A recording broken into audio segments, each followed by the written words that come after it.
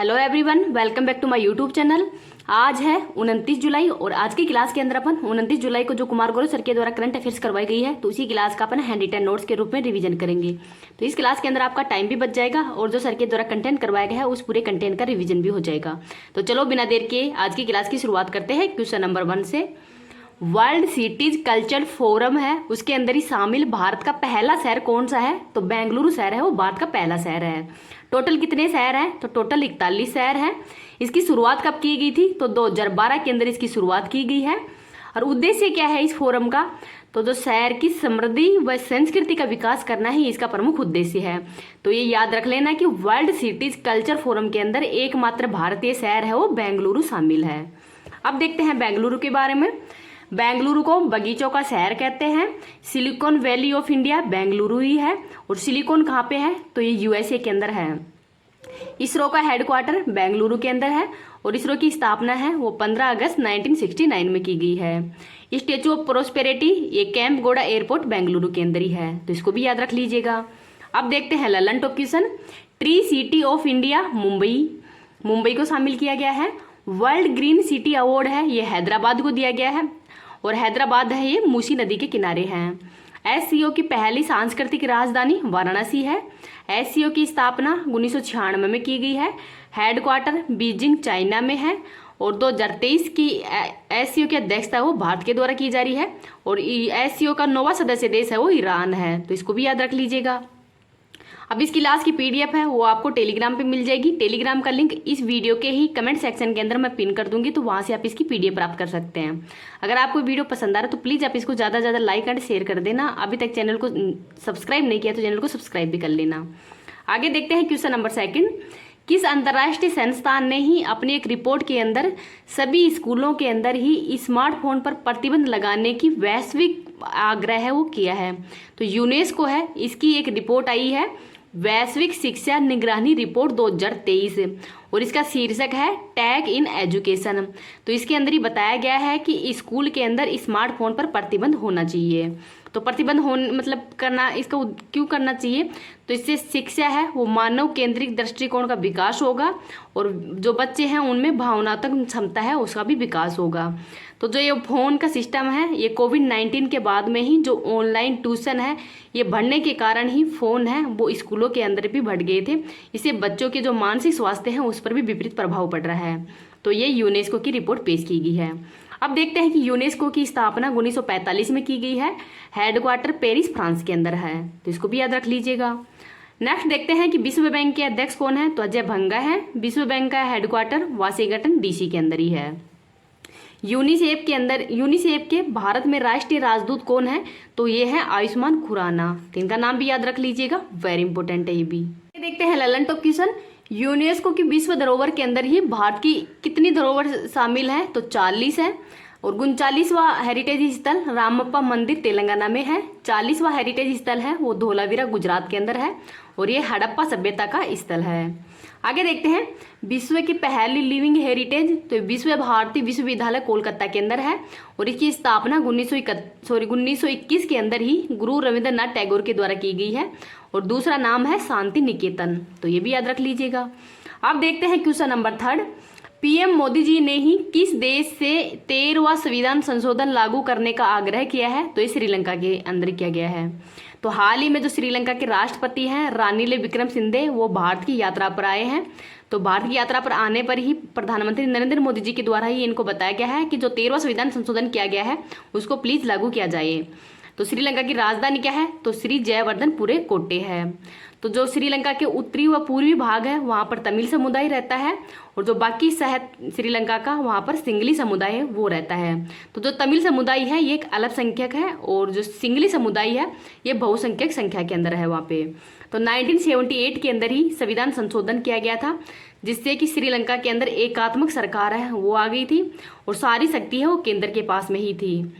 तो उस समय ही जो तमिल समुदाय और सिंगली समुदाय है इन दोनों के मध्य है वो संघर्ष बढ़ गया था, क्योंकि जो प्रांतीय स्तर पर तो जो सरकार है उसको तो कुछ भी अधिकार नहीं दिए गए थे, सिर्फ केंद्र सरकार है उसी के पास में सारे अधिकार थे। तो 1987 के अंदर ही कोलंबो के अंदर राजीव गांधी उस समय भारत के प्रधानमंत्री थे और श्रीलंका के प्रधानमंत्री थे जयवर्धन सिंह। तो जयवर्धन और राजीव गांधी इन दोनों के मध्य एक समझौता हुआ था और उस समय 13वां संविधान संशोधन किया गया था। 15 अगस्त 1987 तक ही उत्तरी व पूर्वी श्रीलंका है वहां पर आपातकाल हटा दिया जाए, यही संविधान संशोधन में बताया गया है। और जो सिंगली व तमिल भाषा है, जैसे सिंगली भाषा को आधिकारिक भाषा का दर्जा दिया गया है उसी प्रकार से तमिल भाषा को भी दर्जा दिया जाए। और जो शक्ति है वो प्रांतों को स्थानांतरित कर दिए जाए। तो ये सभी बातें हैं वो 13वें संविधान संशोधन के अंदर बताई गई थी। तो ये 13वां संविधान संशोधन तो 1987 में ही कर दिया गया था, लेकिन इसको अभी तक लागू नहीं किया गया है। तो हाल ही में जो श्रीलंका के प्रधानमंत्री हैं वो भारत में आए हैं, तो भारत के प्रधानमंत्री जी के द्वारा इनको बताया गया है कि वो 13वां संविधान संशोधन है, प्लीज वहाँ पर लागू किया जाए। तो इस वजह से चर्चा में था। आगे देखते हैं ललन टॉप क्वेश्चन। मतदान की आयु है वो 21 वर्ष से 18 वर्ष 61वें संविधान संशोधन के तहत की गई है। संपत्ति के अधिकार को मौलिक अधिकार से बाहर है वो 44वां संविधान संशोधन 1987 में किया गया है, 1978 में किया गया है। राष्ट्रीय अनुसूचित जनजाति आयोग तो 89वें संविधान संशोधन के तहत ही किया गया था और अनुच्छेद है 338। SC/ST की जो सीटों का आरक्षण है वो 10 वर्षों के लिए बढ़ा दिया गया है, तो ये 104वां संविधान संशोधन किया गया था। जो नवीनतम संविधान संशोधन कौन सा है तो 105वां संविधान संशोधन है। और 3 बीघा कॉरिडोर है ये भारत और बांग्लादेश के मध्य ही है। और ये संविधान संशोधन कौन सा हुआ था तो 100वां संविधान संशोधन हुआ है, तो इसको भी याद रख लीजिएगा। आगे देखते हैं क्वेश्चन नंबर 4। विश्व हेपेटाइटिस दिवस कब मनाया जाता है तो 28 जुलाई को मनाया जाता है। हेपेटाइटिस के प्रकार कौन कौन से हैं तो ABCDE है। तो जो हेपेटाइटिस बी है इसके वायरस व टीका की खोज है वो डॉक्टर बलमबर्ग के द्वारा ही किया गया है 1967 को ही। तो इनकी जन्म दिवस पर ही विश्व हेपेटाइट दिवस मनाया जाता है 28 जुलाई को। इस बार की थीम क्या है तो 1 लाइफ 1 लीवर। तो 1 लाइफ 1 लीवर ये इस बार की थीम है, तो थीम वेरी इंपॉर्टेंट है, इसको भी याद रख लीजिएगा। अब देखते हैं ललन टॉप क्वेश्चन। मानव शरीर की सबसे बड़ी ग्रंथि यकृत है। हीमोफीलिया रोग तो ये आनुवांशिक रोग है और इसके अंदर जो रक्त का थक्का नहीं जमता है। मानव शरीर का सबसे बड़ा अंग कौन सा है तो स्किन है। और मानव शरीर का सबसे बड़ा आंतरिक अंग कौन सा है वो तो लीवर है। मानव शरीर की रासायनिक प्रयोगशाला लीवर ही है। पीलिया रोग के अंदर कौन सा अंग प्रभावित होता है तो लीवर प्रभावित होता है। आगे देख लेते हैं क्वेश्चन नंबर 5। केसी फेर का संबंध किस देश से है तो दक्षिणी कोरिया से है। और इनकी उम्र है वो 16 वर्ष 26 दिन की है। और ये फीफा महिला वर्ल्ड कप 2023 है जिसका होस्ट ऑस्ट्रेलिया व न्यूजीलैंड है। तो इसके अंदर भाग लेने वाली सबसे युवा खिलाड़ी है, मतलब सबसे कम उम्र की खिलाड़ी है जिनका नाम केसी फेर है, जो कि दक्षिणी कोरिया की रहने वाली है। तो इनका नाम भी याद रख लीजिएगा। अब देख लेते हैं Lalan top question. Golden boot का अवार्ड फीफा वर्ल्ड कप के अंदर किसको दिया गया है तो एम्बापे को दिया गया है और ये फ्रांस के खिलाड़ी हैं। गोल्डन बॉल का अवार्ड है ये लियोनेल मेसी को दिया गया है और ये अर्जेंटीना के खिलाड़ी हैं। तो हाल ही में जो फीफा विश्व कप हुआ है तो इसका आयोजन कहाँ पे हुआ है तो कतर दोहा में हुआ है। और कौन से नंबर का संस्करण है तो 22वें नंबर का संस्करण था। अब देखते हैं कि नॉर्थ कोरिया व साउथ कोरिया की मध्य सीमा बनाने वाला अक्षांश कौन सा है तो ये 38 डिग्री अक्षांश है। अमेरिका और कनाडा की मध्य सीमा बनाने वाला अक्षांश तो ये 49 डिग्री अक्षांश है। संतोष ट्रॉफी डूरंट कप का संबंध किस खेल से है तो फुटबॉल से है। फीफा विश्व कप 2026 का आयोजन कहाँ पे किया जाएगा तो कनाडा, USA और मैक्सिको के मध्य ही किया जाएगा, तो इसको भी याद रख लीजिएगा। आगे देखते हैं क्वेश्चन नंबर 6। भारत के 83वें शतरंज के ग्रैंड मास्टर कौन बने हैं हाल ही में तो इनका नाम है आदित्य सामंत। तो आदित्य सामंत है ये कहाँ के रहने वाले हैं तो महाराष्ट्र के रहने वाले हैं। First grand master Vishwanath Anand है और माइंड ब्लोइंग ये इनकी ऑटोबायोग्राफी है। फर्स्ट महिला ग्रैंड मास्टर विजय लक्ष्मी है। 82वें ग्रैंड मास्टर कौन है तो बूपल्ला प्रणीत हैं जो कि तेलंगाना के रहने वाले हैं। तो ये क्वेश्चन वेरी इंपॉर्टेंट है, इसको याद रख लीजिएगा। आगे देखते हैं ललन टॉप क्वेश्चन। भवानी देवी का संबंध किस खेल से है तो तलवारबाजी से है। कोनेरी हम्पी का संबंध किस खेल से है तो शतरंज से है। लक्ष्य सेन, सात्विक साईराज और एच प्रणय का संबंध किस खेल से है तो बैडमिंटन से है।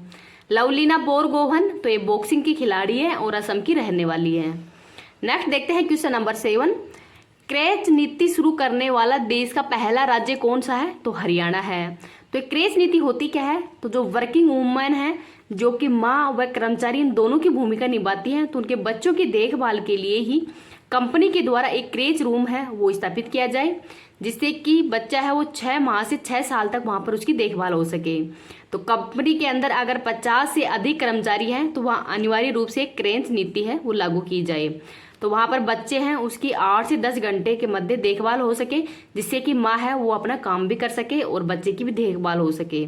तो ऐसा शुरू करने वाला हरियाणा है वो पहला राज्य है। अब देखते हैं ललन टॉप क्वेश्चन।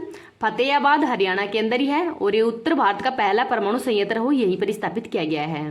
राखीगढ़ी तो ये भी हरियाणा में ही है और ये हड़प्पा सभ्यता का सबसे बड़ा संग्रहालय है। फरीदाबाद यहाँ पर सूरजकुंड मेले का आयोजन किया गया है। NDRI तो नेशनल डेयरी रिसर्च इंस्टीट्यूट के द्वारा ही जो गिर नस्ल की पहली मादा क्लोन है वो गंगा बनाई गई है NDRI के द्वारा ही। कहाँ पे है तो ये करनाल हरियाणा में ही है। आगे देख लेते हैं क्वेश्चन नंबर 8। G20 की ऊर्जा परिवर्तनकारी समूह की जो 4th बैठक है इसका आयोजन कहाँ पे किया गया है तो गोवा में किया गया है। उद्देश्य क्या है इस समूह की बैठक का तो फ्यूल फॉर फ्यूचर, भविष्य के लिए ईंधन, ये इसका इस बार की उद्देश्य है और स्वच्छ ऊर्जा को बढ़ावा देना ही इसका उद्देश्य है। तो जो ऊर्जा परिवर्तन की पहली बैठक है इसका आयोजन बेंगलुरु में किया गया है। 2nd बैठक का आयोजन गांधीनगर में किया गया है और 3rd बैठक है इसका आयोजन मुंबई में किया गया है और अब हाल ही में 4th बैठक है इसका आयोजन गोवा में किया गया है। तो जो G20 है 2023 की अध्यक्षता भारत के द्वारा की जा रही है। कौन से क्रम का है तो 18वें क्रम का है और इस बार की थीम क्या है तो वसुधैव कुटुंबकम है। वसुधैव कुटुंबकम का अर्थ क्या होता है तो 1 फैमिली 1 फ्यूचर और 1 अर्थ 1 फैमिली 1 फ्यूचर, ये इसका अर्थ है। आगे देख लेते हैं ललन टॉप क्वेश्चन। G20 पर्यटन समूह की 3rd बैठक जम्मू कश्मीर में की गई है। G20 संस्कृत समूह की 3rd बैठक हम्पी कर्नाटक में की गई है। G20 आपदा जोखिम न्यूनीकरण की जो बैठक है वो चेन्नई में की गई है और SCO की विदेश मंत्री हैं इनकी बैठक गोवा में की गई है। इसको भी याद रख लीजिएगा, वेरी इंपॉर्टेंट है ये भी। क्वेश्चन नंबर 9 देखते हैं। दुनिया का पहला हेरिटेज रिवर फ्रंट कहाँ पे बनाया गया है तो राजस्थान के कोटा के अंदर ही बनाया गया है। किस नदी पर तो चंबल नदी पर। लंबाई कितनी है 6 किलोमीटर है और यहाँ पर विश्व की जो 9 इमारत है वो स्थापित की गई है। यहाँ पर नंदी की सबसे बड़ी मूर्ति व सबसे बड़ी घंटी है वो भी स्थापित की गई है। अब देख लेते हैं ललन टॉप क्वेश्चन। अलमाटी बांध कृष्णा नदी पर है। यांगटी सिक्यांग नदी ये भी चाइना में ही है और एशिया की सबसे लंबी नदी है। संगाई शहर है वो यांगटी नदी के किनारे ही है और यहाँ पे बांध है वो श्री जॉर्ज बांध है। आगे देखते हैं सलाल बांध, पकलुमदुम, टेटल, बगलीहार, दुलहस्ती बांध है ये भी चेनाब नदी पर ही है। चेनाब नदी को वेदों में अस्कनी कहते हैं, रावी नदी को वेदों में परुषणी कहते हैं और झेलम नदी को वेदों के अंदर वितिस्ता कहते हैं। तो इसको भी याद रख लीजिएगा। अब देखते हैं क्वेश्चन नंबर 10। सोनी परियोजना का संबंध किस राज्य से है तो गुजरात के सौराष्ट्र से है। तो सौराष्ट्र के अंदर ही पेयजल व सिंचाई के लिए ही जो 80 लाख लोग हैं वहाँ पर पेयजल व सिंचाई की सुविधा पहुँचाने के लिए ही इस परियोजना को शुरू किया गया है। तो जो नर्मदा नदी है सरदार सरोवर बांध उसके जो अतिरिक्त पानी है उसको पाइपलाइन के माध्यम से ही जो सूखाग्रस्त क्षेत्र है सौराष्ट्र का तो वहाँ पर पहुँचाया जाएगा। तो ये सोनी परियोजना है ये गुजरात से संबंधित है, इसको भी याद रख लीजिएगा। आगे देखते हैं ललन टॉप क्वेश्चन। भारत का पहला 24x7 सौर ऊर्जा संचालित गांव कौन सा है तो मोढेरा गांव है गुजरात के अंदर ही। काकरापार परमाणु संयंत्र गुजरात में ही है। रणजी ट्रॉफी के विजेता सौराष्ट्र है और उप विजेता बंगाल है। 36वें राष्ट्रीय खेल का आयोजन गुजरात में ही किया गया है और 37वें राष्ट्रीय खेल है इसका आयोजन गोवा में किया जाएगा। तो इसको भी याद रख लीजिएगा। अब देखते हैं क्वेश्चन नंबर 11। लद्दाख के कारगिल के अंदर ही स्थापित हुआ पहला महिला पुलिस स्टेशन। तो पहला महिला पुलिस स्टेशन है वो लद्दाख के कारगिल में हाल ही में स्थापित किया गया है। अब आपको बताना है कि आपके कमेंट सेक्शन के अंदर बताना है कि कारगिल विजय दिवस कब मनाया जाता है, जो कि हाल ही के अंदर 1-2 दिन पहले ही चर्चा के अंदर है। तो आपको कमेंट सेक्शन के अंदर ये बताना है। गौरव कुमार स्पेशल जो सीरीज है उसके अंतर्गत शास्त्रीय नृत्य देखते हैं कि भारत में शास्त्रीय नृत्य कितने हैं तो 8 शास्त्रीय नृत्य हैं। सबसे नवीनतम कौन सा है तो सत्रिय है। तो ये भारत का सबसे नवीनतम शास्त्रीय नृत्य है। असम का है और जो शंकर देव है इनके द्वारा ही अंकिया नाटक के द्वारा शास्त्रीय नृत्य इसकी शुरुआत की गई है।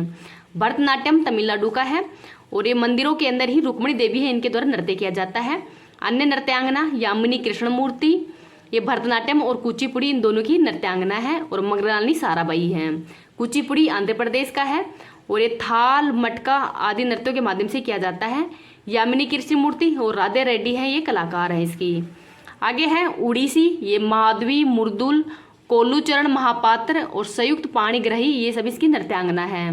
कथकली केरल का है। और कृष्ण नायर, आनंद शिवरामन ये इसके नृत्यांगना है। और हरा रंग विजय का है और लाल रंग है वो बुराई का प्रतीक है कथकली के अंदर ही।